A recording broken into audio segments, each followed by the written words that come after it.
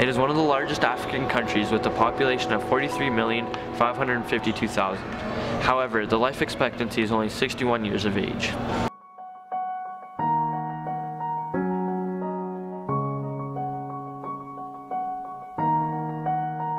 Can't really afford like medicine or like booster juice.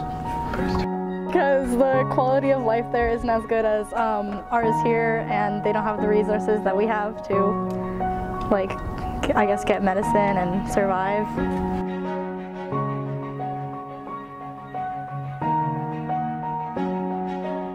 Poverty is when people don't have the basic necessities to live a healthy lifestyle with shelter, food, water. Poverty is like a line that people live below, and it's where they can't afford or they can't find the resources to keep them alive. There are several reasons for Sudan's poverty, but a leading factor is its history. In 1899, Britain and Egypt ruled over Sudan. When the Europeans came into their country, they took their resources and left them with no government, infrastructure, or knowledge on how to make and run a country. So when Sudan became independent in 1956, the environment became tense and the government had less knowledge about its own country, therefore leading on the first world countries who took Sudan for granted, and in the end it became an environment which left them homeless, hungry, and living in war. Having a government who is quite corrupt makes helping a bit more difficult than you would think. Rather than sending it over, you may have to go over yourself and give it to them. Rather than one person figuring it all out, you may need a whole army of people with the same concern as you. But what good is clean water, food, and money when you are going to leave after 1 to 6 months?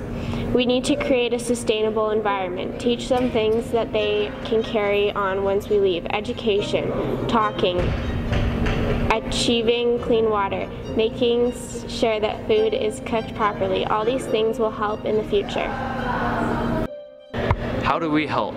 It's a controversial situation considering every act from first world countries such as Canada and the US affects Sudan in a negative and positive way. Money won't help. What if the governor decides to take the money for himself? Food? How much? How much food will actually reach the citizens of Sudan? These are all questions one must ask before making any type of move. The pros of helping definitely include self-satisfaction. People may think they're helping quite a bit, but when really, it doesn't get to the citizens anywhere. Or it gets them maybe one step ahead.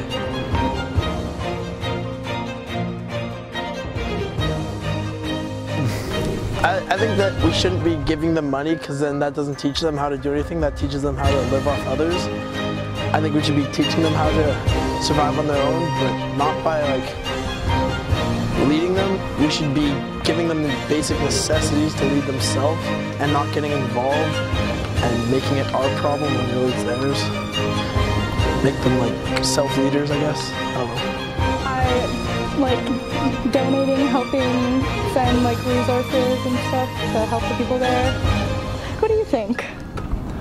Well, you give a man a fish and he'll eat for a day, but you teach a man to fish, he'll eat for a lifetime. Some organizations that have tried to help include World Vision, Free the Children, ICRC, which is a branch of Red Cross. All these organizations have sent money, people, resources, and armies over there to try and calm the situation down. The situation may seem calm, but these things never do end. You just may not hear about it as much. The ICRC has been working with Sudan's people since 1978, helping victims of the war, but it also been revolving around the people of Darfur since 2003, where violence over resources and sporadic military clash between armed position groups. Governmental forces continue to displace the harmed civilians. On February 1st, 2014, the ICRC was asked to suspend its activity. Why? Nothing has been published to this day as why. So why exactly hasn't anything changed since all these organizations have been around for decades on end? We strongly believe that it is due to the fact that we haven't built sustainability.